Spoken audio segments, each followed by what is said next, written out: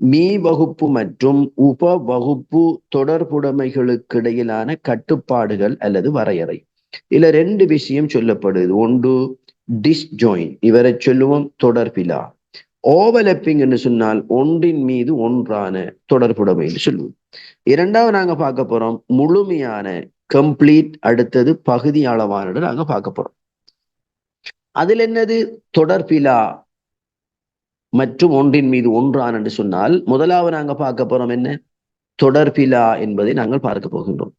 உங்களோட எக்ஸாமை பொறுத்தவரையில இன்ன வருகின்ற முறையினை பயன்படுத்தி தான் நீங்க என்ன செய்யணும், படம் கூறக்கூடியதாக இருக்கும் எங்க உங்களோட எக்ஸாம்ல. ரைட். அப்ப முதலாவது நாங்க பார்க்க போறோம் என்னன்னு கேட்டால் இந்த தொடர்பிலா. தொடர்பிலா என்று சொன்னா டிஸ்ஜாயின் என்று சொன்னா ஒரு உள்பொருள் தனது உப வகுப்புகளில் ஏதாவது ஒன்றுடன் மாத்திரம் தொடர்பினை பேணுமாக இருந்தால் அவரை நாங்கள் சொல்லுவோம் தொடர்பிலா என்று சொல்லுவோம். இல்லையா? எங்களோட உப உள்பொருட்களின் அந்த மீ வகுப்பினது உள்பொருளின் உள்பொருள் மாதிரி வந்துட்டு உப வகுப்புகளில் ஏதாவது ஒன்றுடன் மாத்திரம் தொடர்பினை பேணுமாக இருந்தால் அவரை நாங்க என்ன சொல்லுவோம் டிஸ்ஜாயின் நாங்க காட்டுவோம். உதாரணம் எங்களுக்கு என்ன தரப்படுது, இதுல நீங்க பாத்தீங்கன்னு சொன்னால் ஊழியர் உள்பொருளானது இப்ப எங்களுக்கு ஊழியர் வாரார்ல, ஊழியர் வருகிறது. ஊழியருக்கு என்ன இருக்குதான் பெயர் இருக்குது, ஊழியருக்கு என்ன இருக்கின்றது எண் எங்களுக்கு இருக்கின்றது, ஊழியருக்கு என்ன இருக்கின்றது பிறந்த திகதி இருக்கின்றது, அதுபோல முகவர் இருக்கின்றது, அதுபோல வேலை வகை கொண்டிருக்கின்றது. ஊழியரை பெயரை பொறுத்தவரையில எங்களுக்கு முதல் பெயர் இருக்கின்றது. இப்ப நாங்க தொழில் வகை செயலாளர் தொழில்நுட்பவியலாளர் எனும் பெறுமதிகளை கொண்டுள்ளது. செயலாளர் தொடர்பில் அவரது தட்டச்சுவகம் தேக்கப்படும். தொழில்நுட்பவியலாளர் தொடர்பில் அவரது வேலை தரம் தரவுத்தளத்தில் போனப்படும். இப்ப நாங்க பார்க்கலாம், இப்ப நாங்க முந்தி பார்த்தது இவரை டிஸ்ஜாயின் என்று சொல்லுவோம். இதுல எங்களுக்கு கொண்டு வருகிறது என்ன தொழில்நுட்பவியலாளர் வருது. இவரை இப்படி காட்டுவோம் செயலாளர். இதுக்கு என்ன வருது தரம் வரும்ல, இது தொடர்பில் வேலை தரம். இங்க பார்த்தோம் என்று சொன்னால் எங்களுக்கு தட்டச்சுவகம் போனப்படுமா, வேலை தரம் மற்றும் தட்டச்சுவகம் போனப்படும். அதேவேளை ஒரு திட்டத்தை முகாமை செய்யக்கூடிய ஊழியர்களில் ஒருவர் முகாமையாளராக பணிக்கப்படுவார். அவர் தொடர்பில் முகாமை செய்த திகதி நிறுவனத்தினால் போடப்படும். அவர் நிறுவனம் எதை கொண்டிருக்கிறது கேட்டால் திட்டங்கள் ப்ரொஜெக்டுகளை கொண்டுள்ளது. என்னையா ப்ரொஜெக்ட் திட்டத்தை கொண்டுள்ளது. அவர் திட்டத்தை முகாமை செய்ய யார் பணிக்கப்படுவார், முகாமித்தல் ஒரு ஊழியர் ஒரு திட்டத்தை முகாமை செய்வார். இவ்விடத்துக்கு நீங்க பாத்தீங்கன்னு சொன்னால் இந்த எத்தனை திட்டம் இருக்கும், ஒரு 5 திட்டம் இருக்கும், ஒரு 6 திட்டம் இருக்கும்ல. அப்ப 5 6 திட்டத்திற்காக வேண்டி நாங்க எதை காட்ட மாட்டோம், முழு ஊழியருடன் தொடர்புடைமையை காட்ட மாட்டோம். நாங்க என்ன செய்ய போறோம், அதை தனிய நாங்க ஒரு முகாமையாளரை நாங்க காட்ட போறோம்ல. என்ன செய்யார், ஒரு முகாமையாளர் முகாமிக்கிற ஒரு திட்டத்தை. அப்ப இங்க நீங்க பாத்தீங்கன்னு சொன்னால் முகாமையாளர் யாருடைய வகுப்பாக வருகின்றது, ஊழியரது வகுப்பாக வருகின்றது. இப்ப இவ்விடத்தை நீங்க பார்க்கணும் என்று கேட்டால் இந்த டி ஏன் வந்து பார்க்கணும், டிஸ்ஜாயின். இந்த டி ஏன் இவ்விடத்தை வந்து நடிக்கிற டி ஏன் வந்து இந்த டிஸ்ஜாயின் ஏன் வந்திருக்கின்ற பார்த்தோம் என்று சொன்னால் இவ்விடத்தைக்கு ஒரு ஊழியர் ஆக குறைந்தது இந்த ரெண்டில் ஒன்றுடன் தொடர்பு வைப்படுவார். ஒரு ஊழியர் ஒன்றில் தொழில்நுட்பவியலாளராக இருப்பார் அல்லது செயலாளராக இருப்பார். இதுல இன்னொரு விஷயம், எல்லா ஊழியர்களும் தொழில்நுட்பவியலாளராகவும் எல்லா ஊழியரும் செயலாளராகவும் இருக்க மாட்டார். இப்ப நீங்க இன்னொரு விஷயம், 100 ஊழியர் இருந்தால் இதுல வெறும் 10 பேர் தான் தொழில்நுட்பவியலாளரும் 5 பேர் தான் செக்ரட்டரியாகவும் இருப்பார்கள். மிச்சம் 85 பேரும் இந்த ரெண்டுடனும் எந்த தொடர்பிலும் இருக்க மாட்டார்கள். மிச்சம் 85 பேரும் இந்த ரெண்டுடனும் எதனுடனும் தொடர்பில் என்ன செய்ய மாட்டார்கள், இருக்க மாட்டார்கள். ஆகவே இங்க நாங்க விளங்கிக் கொள்ளணும் என்னன்னு கேட்டால் ஒரு ஊழியர் அந்த 10 பேரும் தொழில்நுட்பவியலாளராக மட்டுமே இருப்பார், அந்த 5 பேரும் செயலாளராகவே மட்டுமே இருப்பார்.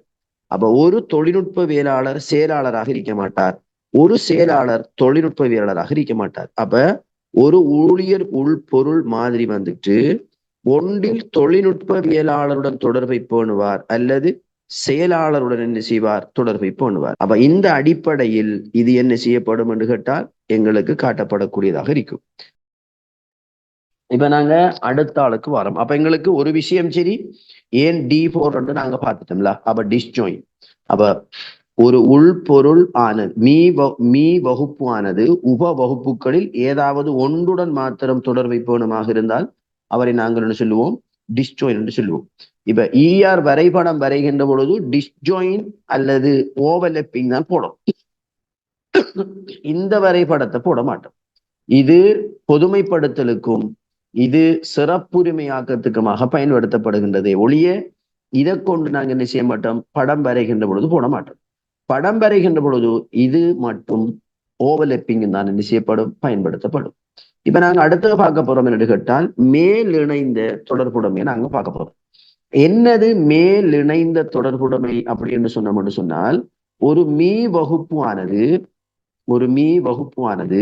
அதன் உப வகுப்புகளில் ஒன்றுக்கும் மேற்பட்டவைகளுடன் தொடர்புடைமை பேணுமாக இருந்தால் அவரை நாங்கள் என்ன சொல்லுவோம், ஓவர்லப்பிங் சொல்லுவோம். ஒரு மீ வகுப்பானது அதன் உப வகுப்புகளில் ஒன்றுக்கும் மேற்பட்டவைகளுடன் தொடர்புடைமை பேணுமாக இருந்தால், ஒரு மீ வகுப்பின் உள்பொருள் மாதிரியானது அதன் உப வகுப்புகளில் ஒன்றுக்கும் மேற்பட்டவைகளுடன் தொடர்புடைமை பேணுமாக இருந்தால் அந்த தொடர்புடைமையை காட்டுவதற்கு ஓவர்லப்பிங்கை பயன்படுத்தும். இப்ப உதாரணத்துக்கு ஒரு விளையாட்டு கழகம், இப்ப விளையாட்டு வீரர் இருக்கார்ல, அப்ப நாங்க சொல்லுவோம் என்னையா, விளையாட்டு வீரர். அவர் தொடர்பில் என்ன இருக்காம், எங்களுக்கு பெயர் இருக்காம். அவர் தொடர்பில் எங்களுக்கு என்ன இருக்காம், முகவர் இருக்காம். அவர் தொடர்பில் என்ஐசி இருக்காம் மற்றும் அவர் பங்கு பெற்றும் விளையாட்டுக்கள். அவங்களுக்கு இங்க என்ன வருது, இங்க விளையாட்டு வருது. அப்ப விளையாட்டு வீரன் என்ன செய்யறான், விளையாடல் வரும் அல்லது பங்கு பெற்றல் வரும், பங்கு பெற்றல். அப்ப இதுல எல்லா ஒரு விளையாட்டு வீரன் எனி நம்பர் ஆஃப் விளையாட்டிலையும் ஒரு விளையாட்டுல மெனி விளையாட்டு வீரனும் பங்கு பெற்றுவான். இப்ப இதுல கிரிக்கெட் வீரர் தொடர்பில் அவரது ஆட்டத்துறை பேணப்படும். ஆட்டத்துறையானது துடுப்பாட்டக்காரர், பந்து வீச்சாளர், சகல துறை போன்ற பெருமானங்கள் பேணப்படும். காற்பந்து வீரர் தொடர்பில் வீரரின் கள என்ன, அவன் ஃபோர்வர்டா, அவன் சென்டரா, டிஃபென்ஸா என்று சொல்லப்படுகின்றதுதான் கள. பூப்பந்து வீரர் தொடர்பில் அவரது தேசிய நிலை தேக்கப்படும். அப்படின்னா ஐலண்ட்ல அவரை ரேங்க் என்னங்கிற விபரம் போனப்படும். இப்ப நாங்க என்ன செய்ய போறோம், தொடர்புடைமைய நாங்க பிரிக்க போறோம். எப்படி, இதை நாங்க ஓவர்லப்பிங் என்று காட்டுறோம். இதுல எங்களுக்கு என்ன வருது, கிரிக்கெட் வீரர் என்று வருது. என்ன வருது, கிரிக்கெட் வீரர். அவர் தொடர்பில் என்ன வருமா, எங்களுக்கு ஆட்ட துறை வரும். அடுத்தது எங்களுக்கு என்ன வருது, காற்பந்து வருகிறா. அடுத்தது எங்களுக்கு ஃபுட்பால் தொடர்பில் காற்பந்து. அடுத்தது எங்களுக்கு என்ன வரும், இதனுடைய பொறுத்தவரையில் எங்களுக்கு என்ன வரும், கள இடம் வரும். பூப்பந்து தொடர்பில் எங்களுக்கு என்ன வரும் என்றால் தேசிய நிலை எங்களுக்கு வரும். இவ்வளவும் இதுல வருகின்ற ஒரு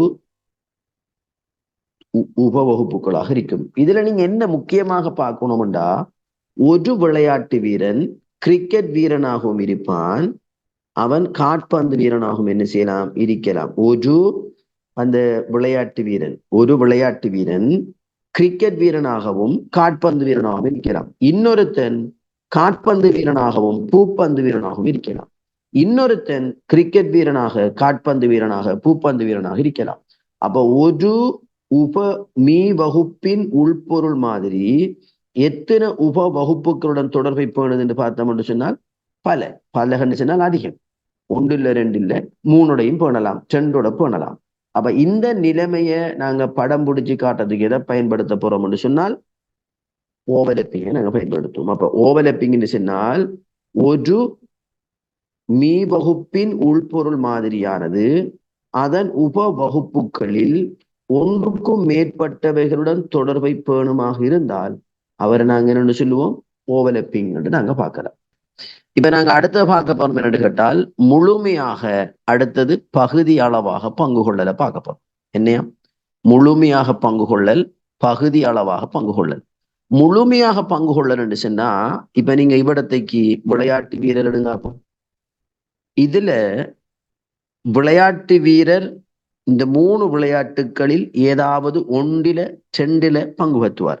அப்ப இங்க 150 விளையாட்டு வீரர் இருந்தா 150 பேரும் இந்த 3 உப வகுப்புகளில் ஏதாவது ஒன்றுடனோ 2டனோ தொடர்பை பேணுவார்கள். அப்படி பேன்றதை நாங்க சொல்லுவோம் என்று கேட்டால் முழுமையாக பங்கு கொள்ளல் என்று சொல்லுவோம். இல்லையா? இந்த விளையாட்டு மீ வகுப்பு ஆனது அதன் உப வகுப்புகளில் ஆக குறைந்தது ஒன்றுடனாவது தொடர்பை பேணுவாராக இருந்தால் அவரை சொல்லுவோம் முழுமையாக பங்கு கொள்ளல் என்று சொல்லுவோம்.